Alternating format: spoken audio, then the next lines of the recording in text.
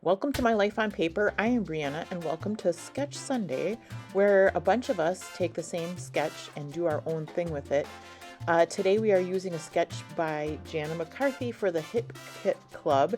I'm also playing along with Get in Shape. This is the last one of the month, where we take a shape and use it, and we are using hexagons today. So I had a little bit of troubles with this one. This is exactly what I started off with. At first I thought, oh, I should get rid of the hexagons and do them differently. And my second thought was get rid of this paper and get something less busy. I end up using both of them, and I think it turns out okay. This was in my stash. It is Craft in Orange. And the reason I picked it was because I didn't think I was going to use it on much of anything else. Our table is very orangey, and it's got some wood. Not only the table is wood, but I want to use a word of Scrabble from Scrabble tiles. That mat is wood as well. So that's why I was going with this. I'm sticking with white paper. You saw me with the ruler. Right now, my triangles on the paper that you can't really see are going different directions. So I go back to the original, and I'm going to trim this one down with my same ruler. And be careful, I love this Fiskars ruler. It's like 15 inches long, but it broke on the end, so it's kind of jagged. So I either need to somehow fix that or get a different one, but that's my favorite ruler. So now I've got two going, my triangles are going the same way, the pattern on the triangles. And I have two more for another layout. And I like this. I went into my stash of scraps, and I found this, and it really matches the colors. You can see those stickers to the left are all like game night stickers, and so it matches this piece of paper that I have, even though it's not the same collection. So I use some scraps to get some hexagons on, and I want to make sure they're going all the same direction. So I do make sure the triangles, the diamonds on there are going up and down.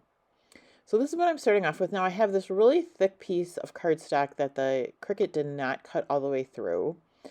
So there'll be points where, so I should say a couple things, but like that one, I was picking out little pieces. At first I was going to just leave it random, but the way I put the photo over, you're only going to see part of the hexagon. So you'll see I took some of the inserts out and left some in. Now that, I think it's the hexagon to the right, that's the blue solid, actually has some lines cut out of it, but I decided it was more of a texture thing, so I did not poke those out, if that makes sense. All right, so here I'm just going, what should I do with this? And it does take me a couple tries to really get these hexagons to the way I like them. The sketch obviously has stars, but because of Get in Shape, I'm using the hexagons. I do have two hexagon punches, the smaller one which I used, and I have one a little bit bigger. So I use the pieces that I cut off from the back of the cut file to just lay around. And I kind of get the idea of maybe this should be like a kind of a diagonal, the right upper corner to the left lower corner. So that helps me guide my decisions and my thinking process as well. First thing I want to do is get down this triangle. You don't need much ATG at all. It's going to go in a paid protector. So don't overuse your ATG. That is a public service announcement from me to you. And it was kind of a little bit off, so I just trimmed that triangle there. Mine are like go wider than what the sketches, but sketches are always jumping off points in there for you to use them however you want to. So, and I think I get pretty close to the sketch, changing the stars into hexagons. So here you can see I punched out more of those holes on the big hexagon, and I've got this hexagon on the bottom where because it was a thick cardstock and I didn't put it on the right setting, I'm just cutting out some of the pieces there of that, the inside of that hexagon. Down below you will find a list for that's playing along with Get in Shape, as well as Off the Board with Pineapple Papers. So once I get this trimmed out to a little bit better to my liking, I will kind of get this figured out as to, oh, there's this bothering me. There's teeny tiny little ones up on the top, and I just want to get those out. But I'll try to figure out placement, and then picture placement, and then Yep, and I'm going to keep turning it and figure out which way is the best way to go and make sure all those are punched out where you can see them. And then I will bring in I've got Juniper, which is an old close to my heart stamp pad. That's not it. I decided to go with the green instead of the blue. But you can see in the sketch it has like those strings. And so that's what I have my Tim Holtz stamp, and I'm going to use that. This is the second time recently I get to use this stamp, so pretty excited.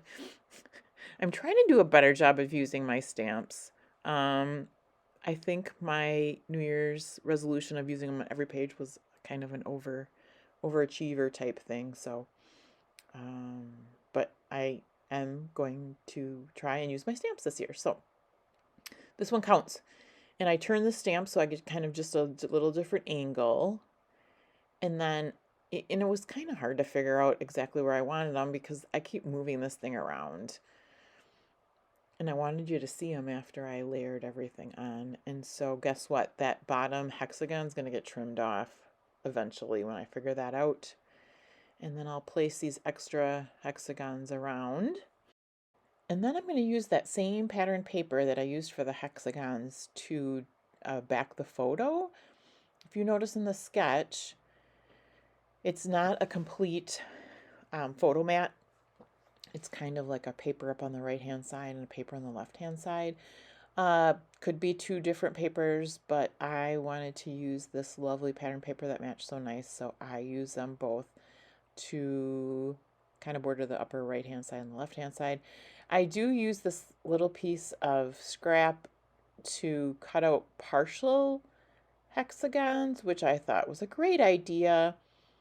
The problem is it's hard to tuck hexagons behind other hexagons. Now it would have tucked behind like the photo mat, something that's straight. But because of the wonky angle of a hexagon, it's not, unless you're really overlapping them, it's not going to work. So the partial hexagons don't actually end up on the page, but I give it a try.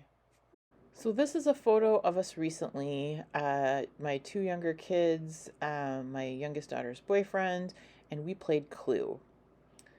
So I made sure to get a picture because I knew I had these stickers, and there's lots of good stickers as far as like sorry not sorry things, but I'm using a couple off the sticker sheet on the left there. I've got two sticker sheets on the left there actually. So there you can see I made the border on the right upper part and the left lower part. You could really do this a lot better with scraps. I shouldn't say better.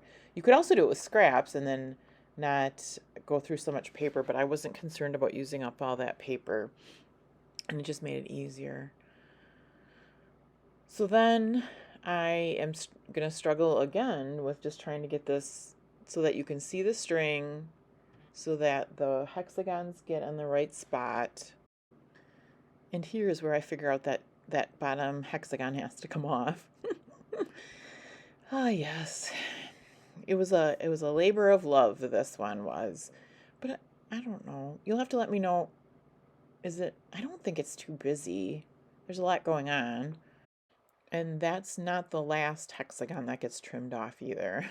There's another light bulb moment where I move things around and decide this one's sticking out. We got to get that out of there.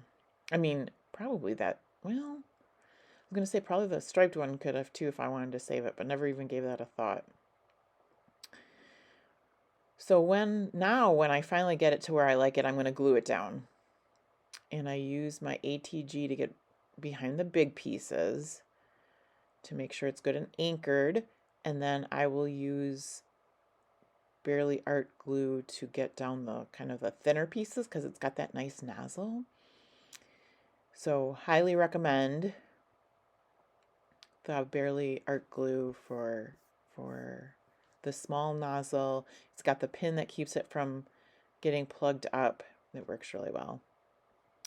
And then it's just a matter of getting random hexagons splattered around. And this is where I go kind of off sketch. I have a lot more hexagons than the stars, but that's okay. And I'm trying to keep in mind, I mean, at some point it's like, I want to do this diagonal design. So I kind of try to keep that in mind. And those, like I said, those tucking hexagons are just not going to work. So once I kind of get that design down, I'll start gluing. So let me know if you've made any scrapbooking New Year's resolutions and how is it going so far? My other resolution was to count how many pages I've done. That's never a problem for me in January, so I am counting. Um, I've got a nice tracker to use, but if I'm still tracking in March, it will be a big accomplishment.